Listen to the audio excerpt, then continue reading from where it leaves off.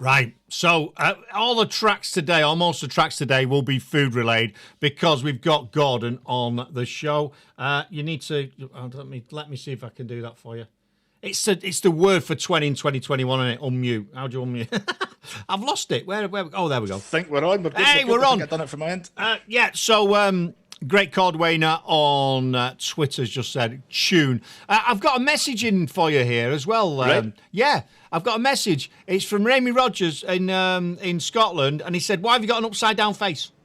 Well, do you know how we're talking about social media? Me and Ramy go way back. We are old school friends, but we lost touch for like more than 20 years.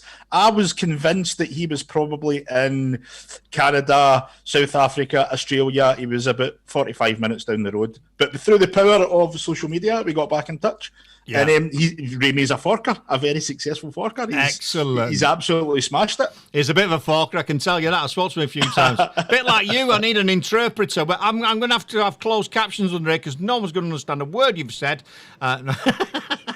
But when I interviewed Ramy the other about a month or so ago, and when he come on, I went all right, Dad. You know, I went all Scottish. I don't know why. I went all Rab C. Nesbitt on him. I don't know why, but never mind.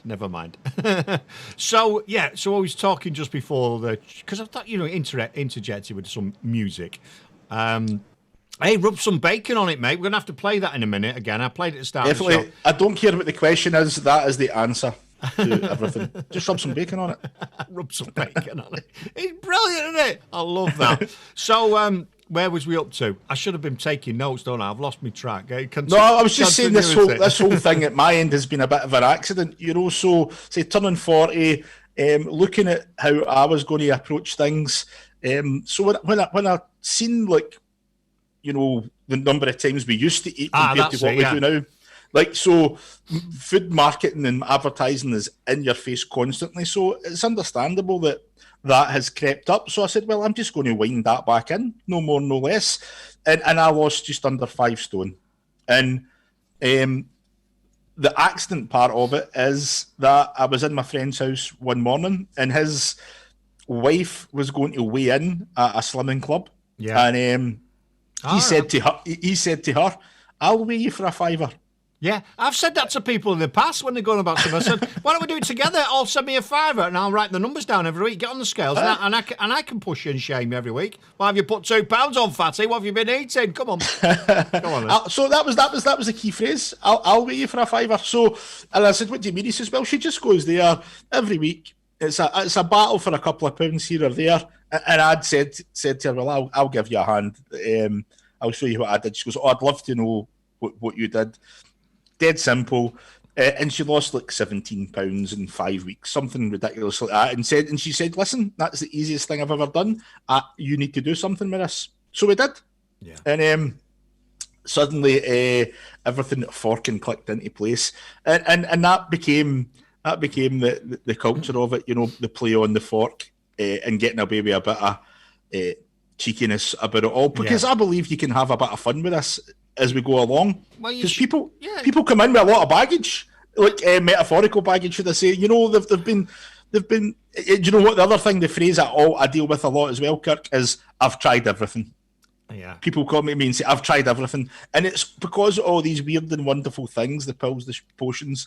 They feel as if they've tried everything, and my job's to get them to relax, and do the basics, do the work, and it's way more simpler than the diet industry would want you to believe. Yeah, and I think you're right. You've got to, if you look at life now, I mean, I was born in the 60s, and you're right, and the difference in the food and what was available, you know, things like takeaways was not really a cultural thing back then. Do you know what I mean? You don't even need to get out your house to get a McDonald's or a KFC. Mate, it's even worse. I mean, I used to watch these programs. You know, when you see these fellas like the one with the big gonads and everything, and he's sat in a bed. He's about 500 £100. I mean, I scratch my head and go, how's he getting his food? He can't even get out of bed. So where is he consuming the food? He must be getting it from somewhere. But yeah, you can just click on an app and it just might. I've got a pizza place opposite Domino's. Advertise them, but you'll laugh at this one. This is how easy it is. The doorbell went about 6 months ago. Opens the door. There's a Domino's guy outside my house. The Domino's shop is opposite. My lad's ordered a takeaway pizza from opposite the house, right? Across the road. Yeah. And better than that, the guy drove over the road. I know. Do you know it's the equivalent? It's the same as like people that drive to the gym to walk on a treadmill. Yeah, you know what I mean? What's this? Go for a walk. Take the dog out or something. You're right. Well, I only do walking. I'll do half an hour. I'll come back again. Yeah, don't get me wrong. I love a KFC or a McDonald's. Nothing. But when you work with me, correct. These things have all got their place. These things have all got their place. If I'm in a rush in between things, when things were back to normal, when you were rushing to meetings and all that kind of stuff, there's nothing wrong with grabbing a McDonald's. There's absolutely not. And also what I find as well, a takeaway is not a treat if you're doing it all the time. No. You know, and also what I find with a takeaway is the thought or the notion of having a takeaway is often better than what turns up. Oh, mate, I've stopped. We very rarely have takeaways, and we very rarely go out to eat. Not because we're tight, it's just that I'm always disappointed with what I get. I'd rather have a burger and chips, you know what I mean? Because at least you know what you're getting. So as and my wife's very has an issue with lots of food that. If she has a Chinese, she's up all night because of all of whatever's in it. So I started, now I've perfected my own curry. And I'll tell you what, I'd bang that on the table and I'd have that any day over... Then what turns up? Because it's crap. You're hardly getting it. You don't know what meat's in it. There's hardly anything in it. And I think people have become... I'm not sure the word lazy is. I think one of the issues is a lot of people don't know how to feed themselves properly. I don't believe a lot of people have had the education of how to cook, because if you go back to the 60s and the 70s, you know, you learn off your mum or your gran, don't you? You know, that's there's definitely been a few generations, at least one generation, that don't know how to cook at home, or they've just not had to, or just not learned. It's just not been passed on. I think you're absolutely bang on with that. Two of the biggest challenges I've got is when I tell people what I want them to do, simply concentrate on when they eat and how many times a day they eat. People will say to me, "Is that all? Is that it? Is that all you want me to do?" And I'll say, "Aye." Do you want me to make it more complicated? Do you want me to come up with a formula? Do you want me to get you? You could, and that's probably what a lot of people do. Come round with some. Well, you must do this and do this at this time, nonsense, and drink 3 gallons of water just before when you go to bed, so that you're up all night peeing. You'll do. It's mad. Some of the stuff that people are willing to do to get a result on their weight or their fitness is quite frightening. But I get why they would do that. But and my other challenge is to act surprised when it works. That people will go, guess what? And I'll go, oh really? Mock surprise. Guess what? And I often get people saying they think their scales are broken. Surely it can't be that easy, or it can't be, that kind of stuff. So I like to have a bit of fun with that as well. Yeah. But it's way simpler. If you're eating, so most people, especially in lockdown, because we're talking lockdown terms as well, people are going breakfast, snack, lunch, snack, dinner, snack. Oh, the fridge is there all day, isn't it? Fridge is there all day. Throw in lockdown, snack. You know what I mean? And so that's what I get. I get people to look at their eating pattern, and we just wind that in. Wind that in. We do things a certain way, and it works beautifully, mate. It works across the board, and nobody has ever turned up and said, "You know what? I've done everything that you have asked me to do, and it hasn't worked." Not once. Yeah. In hundreds and hundreds of people. Yeah. And it's pretty cool stuff. More and more people say, "You know what? You and Fit as Fork have changed my life." And that's the buzz I get out of it. That's pretty. It's great, mate. It's why I wanted you on it, because there's a few things you talked about. It's helping people. I like the fact that you're fun in your approach, and that's why I like, and that's why most of the sponsors we've got on the station rather have got fun businesses, or they've got really good products, and that's what I really like about it. It's there's no big mystery, and you're right about the amount of times people eat, and things are too accessible, aren't they? Constantly. I think, it's like even simple things like a strawberry. You can get strawberries all year, can't you? You shouldn't be eating strawberries in December because they're not not supposed to be eating them now. I think, the seasonality of things changing. I mean, I did a post yesterday, what is your drag queen name? And it's your grandmother's name plus the last thing you eat. And I'm surprised. I've looked, there's one forum, it's had 205 comments, and it's all Annie donuts, Annie this, and Christmas pudding, panettone. People are still eating all the stuff they should have been eating in December. They're eating it now. Mince pies, cream cake. I'm thinking, hang on a minute. There's a bit of a problem. There's potentially a bit of a problem here, isn't there? They're all...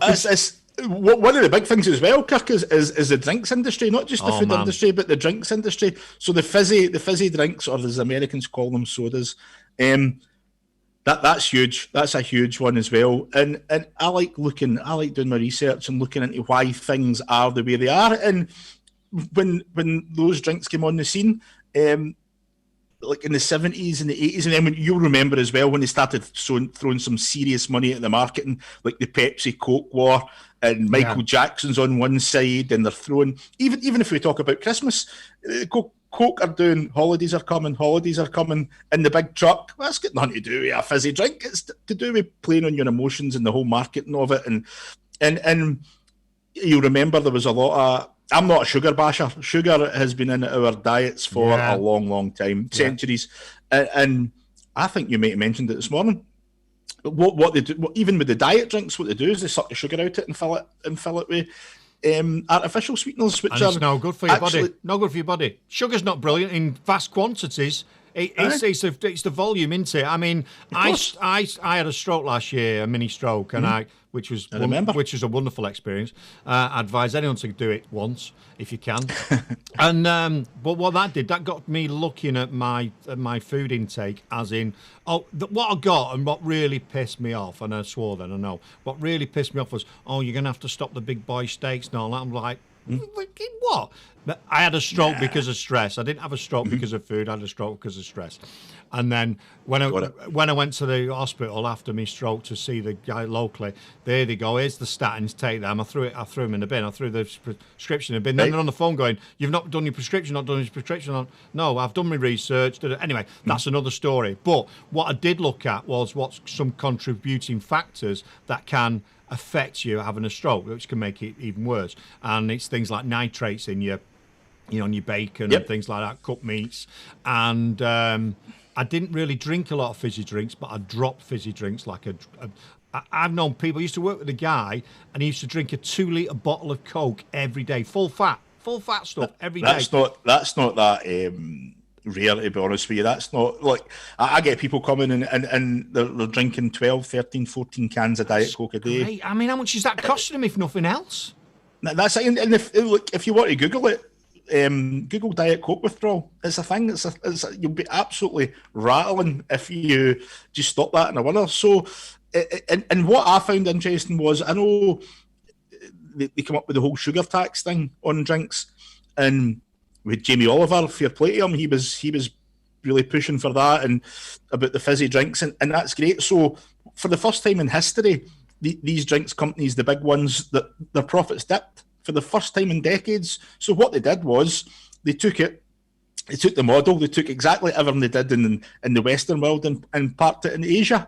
and they did the exact same thing. And the Asian market exploded for fizzy drinks, and type 2 diabetes rates rocketed in Asia. So it's about what you drink as well. And so if you're looking at the number of times you eat per day, and you're also looking at what you're drinking, and we do something about that, then it's way simpler than what you would imagine. And it's you definitely, mate. And sorry to interrupt, but I think there's also an issue because foods that we used to eat, back in the day, 3 meals a day. What is it? Meat and 2 veg and all that. Yep. And everyone tread on. Now everyone's vilifying things like meat and don't eat meat, don't eat this, don't eat the full fat, don't eat that. It's crap for you. And then what they do, and this is my view of the world, is those food companies again have gone, we can get onto this, so we're going to remove the fat from that yogurt that you're going to eat, and we're going to put all the crap in instead. Absolutely. We'll take the dairy out and we'll replace it with a load of gunk and a load of crap. And I tell you what, we'll give you less and we'll charge you even more for it. So they're having an absolute laugh. So it's to sell you products. Everything's to sell you products. So they suck the fat out of something and make a low fat alternative. Low fat's been kicking about. That was meant to be the answer. That was supposed to be the big breakthrough. If it had been the answer, obesity levels wouldn't be where they are. You know what I mean? I would say, oh, that's the answer. Your body needs fat. Your body needs fat, and these food manufacturers know it. And then just now, it's everything's protein. You know, and what I laugh at is you'll be standing so protein shakes, protein this, protein versions, protein boosts. Cadbury's boost a protein version. All that means is get more protein than a normal boost. If you're getting your protein for a Cadbury's boost, then you've got that twisted as well. Do you know what I mean? It's mad. It's mad. So it's because it's we used to have margarine because it's supposed to be better, and then it was about 18 months ago, 2 years, I stopped eating it and I started buying butter. My wife was still eating margarine. I'm like, I can't eat that. It tastes disgusting. It tastes like bloody oil. You know what I mean? Like car oil. So on the butter and yogurt, I have the 10% yogurt, the Greek yogurt, the fat one. You know what I mean? Because I have full fat milk. I have full fat. Exactly. The original thing of everything, and it's that generational thing that you mentioned there. Who's the fittest, hardiest people that you know? Depending on your age, it'll either be your parents or your grandparents. Yeah, living well into their 80s and beyond, physically fit till later in life, and that's what they did. What they did was they made their own food and they ate it and they worked pretty hard. You know, so that's something that's been lost. People are all in call centres, on Zoom calls. Do you know what I mean? Yeah. You know, manual labour's, nobody's working, and very few people are working in factories or manufacturing or coal miners or shipbuilders, and all that's gone. So it's interesting, and for me, I know my grandparents were fit as fiddles, well into their mid. My grandfather used to go to the baths every day, the swimming baths every day, into his late 70s, early 80s, and he was a meat and two veg guy, you know. So to him, pizza was foreign food. Pizza was foreign food. Yeah. You know, like, oh, you're not eating that, are you? You know, because he just liked things the way they were. Yeah. So it's definitely a generational thing. We're absolutely bombarded with food choices constantly. If you go about your day or about your business, have a wee running tally about how many times food has been pushed into your face in terms of marketing, adverts. Yeah. Well, it's everywhere. We'll play another track now. We'll come if you want to stay on. We'll carry on. Okay.